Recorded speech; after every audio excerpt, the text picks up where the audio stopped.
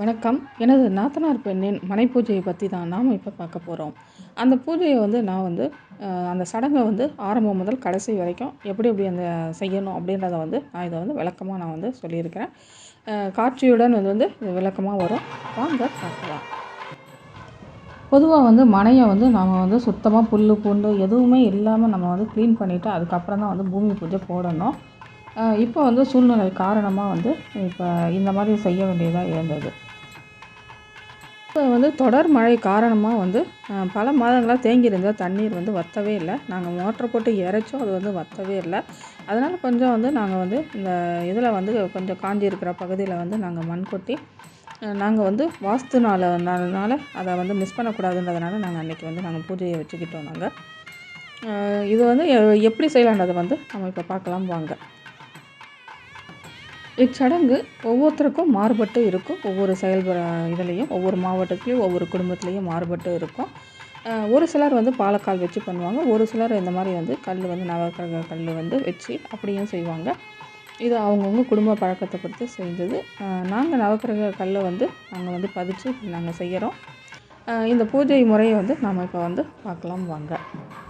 பொதுவாக குடும்ப வக்கீல், குடும்ப டாக்டர்னு இப்படி பல பேர் இருப்பாங்க பொதுவாக குடும்பங்களுக்குன்னு. இந்த மேஸ்திரி எங்களுடைய குடும்ப மேஸ்திரி அப்படின்னு சொல்லலாம். எங்கள் உறவினர்கள் வீட்டுக்கு எல்லாமே இவர் தான் வீடெல்லாம் கட்டி கொடுப்பாரு. ரொம்ப சிறப்பாக நம்ம சொல்கிற அந்த மெத்தடில் படி அவர் அதே பிளானோடு கட்டி கொடுப்பாரு. இவர் இந்த ஒரு எக்ஸாம்பிளுக்கு பார்த்தீங்கன்னா இந்த வீடெல்லாம் கூட இவருடைய வேலைப்பாடுகளில் தான் அமைஞ்சது. முதல்ல மனையில் நம்ம கோமியத்தை தெளித்து அதை சுத்தப்படுத்திக்கிறோம். அடுத்து 9 நவக்கிரக கல்லும் ஒரு கல் பிள்ளையாருக்கும் அதை எடுத்து அதை நம்ம தண்ணியில் நல்லா சுத்தம் பண்ணி இழுத்து வச்சுட்டு அதன் பிறகு மஞ்சள் குங்குமம் இதெல்லாம் நம்ம வைக்கணும். தேங்காயிலையும் நம்ம மஞ்சள் தடவி பொட்டு வச்சு நம்ம அதை பிள்ளையாருக்கு உடைக்கிறதுக்கு தயார் செஞ்சு வச்சுக்கலாம். ஒரு தேங்காய் திஷ்டிக்காக உடைக்கிறதுக்கு அதுவும் வச்சுக்கலாம். பூசணிக்காயும் நம்ம திஷ்டிக்காக அதை எடுத்து வச்சுக்கலாம். 2 குத்து விளக்கு, ஒரு காமாட்சி அம்மன் விளக்கு நம்ம ஏற்றிக்கணும். கொஞ்சம் கஷ்டம்தான், வெட்ட வழியாக இருக்கிறதுனால கொஞ்சம் எரிகிறது நமக்கு கொஞ்சம் சிரமமாக தான் இருக்கும். நம்ம அதுக்கேற்ற மாதிரி ஏதாவது ஒரு பெரிய குண்டா அது உள்ளார வச்சு நம்ம விளக்கை நம்ம ஏற்றிக்கலாம். மறைவுக்கும் நம்ம ஏதாவது ஒரு பெரிய பாத்திரம் வச்சு ஒரு மறைவாக அது காற்று பகுதியில் நம்ம பார்த்து வச்சுக்கலாம். அடுத்து ஒரு 3 நிறைக்குட தண்ணியில் நம்ம புஷ்பம், மஞ்சள் இதெல்லாம் போட்டு கரைச்சி அதில் புளிஞ்ச நீரை அதை ஆக்கி வச்சுக்கணும். எடுத்து வச்ச கல்லில் அதில் சாணி பிள்ளையாரை 2 ஒரு மஞ்சள் பிள்ளையாரும் வைக்கணும். நம்ம மனை பூஜைக்காக வந்திருக்கிறவங்க முக்கியமாக பெண்கள் இவங்கெல்லாம் சடங்கு செய்யும்போது அவங்க யாரும் வெறும் வயிற்றோடு இருக்கக்கூடாது. அவங்களுக்கு நாம் ஏதாவது காஃபி, டீ, கூல்ட்ரிங்க்ஸ் அந்த மாதிரி ஏதாவது ஏற்பாடு செஞ்சு அவங்களுக்கு நாம் கொடுக்கணும். இப்போ வடகிழக்கு பகுதியில் மேஸ்திரி இப்போ பள்ளம் தோண்டிகிட்ருக்கிறாரு. மஞ்சள் பூசின 9 செங்கலில் புது செங்கலில் ₹1 காயின், ஒரு புஷ்பம், அதன் பிறகு அருகம்புல், தும்பைப்பூ இந்த மாதிரி எடுத்து வச்சுக்கலாம்.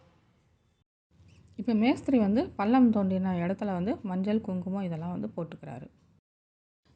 ஒரு தலை வாழை இலையில் அரிசி, ஊற வச்ச அரிசி, அதனோட சேர்த்த வெல்லம் இதெல்லாம் மிக்ஸ் பண்ணி வச்சுக்கலாம். ஒரு சிலருக்கு அவல் பொரி கடலை இதெல்லாம் வச்சும் படைக்கிறது உண்டு. விருப்பப்பட்ட பழங்களும் நாம் அந்த இலையில் எல்லாமே ரெடி பண்ணிவிட்டு தேங்காயெல்லாம் உடச்சி தயார் நிலையில் பூஜைக்கு ரெடி செஞ்சு வச்சு இப்போ மேஸ்திரி படையல் போடுறாரு. சூரியனுக்கு எல்லாருக்கும் காமிச்சிட்டு, பூமிக்கும் காமிச்சிட்டு அவர் அந்த கற்பூர தீபத்தை வந்திருக்கிற எல்லாருக்கும் காமிச்சிக்கலாம்.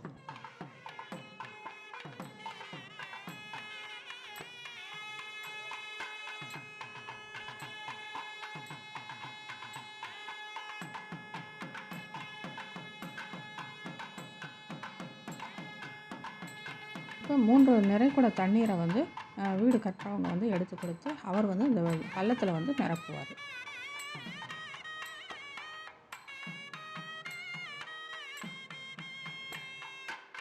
அடுத்து 9 செங்கல் கடலையும் அங்கே வந்திருக்கும் பெண்மணி கையால் எடுத்து ஒவ்வொன்றா கொடுக்க சொல்லுவாங்க. அதை அவர் அந்த பள்ளத்தில் பதிப்பாங்க.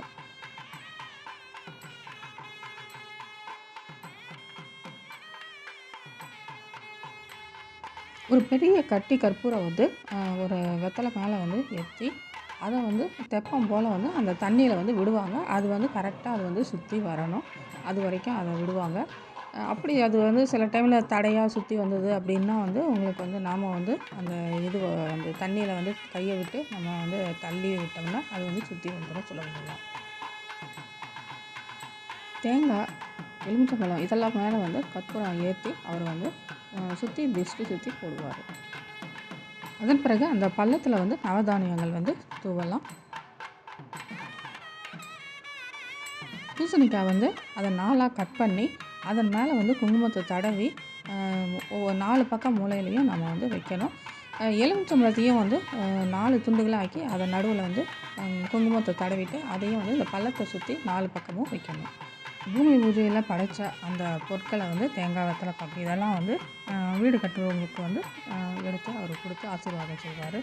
அதன் பிறகு மேஸ்திரிக்கு வந்து நாம் வந்து நம்மளால் முடிஞ்சதை கொஞ்சம் அப்போதைக்கு வந்து நம்ம வந்து தட்சணையும் கொடுக்கலாம். அதன் பிறகு வீடு கட்டின பிறகு அதன் பிறகு எப்படி வேணாலும் கொடுக்கலாம். அது நம்மளுடைய விருப்பம்.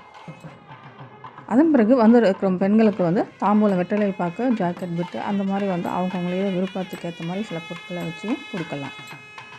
இத்துடன் பூமி பூஜை போடும் ப்ரொசீஜர் எல்லாமே முடிந்தது. நன்றி, வணக்கம்.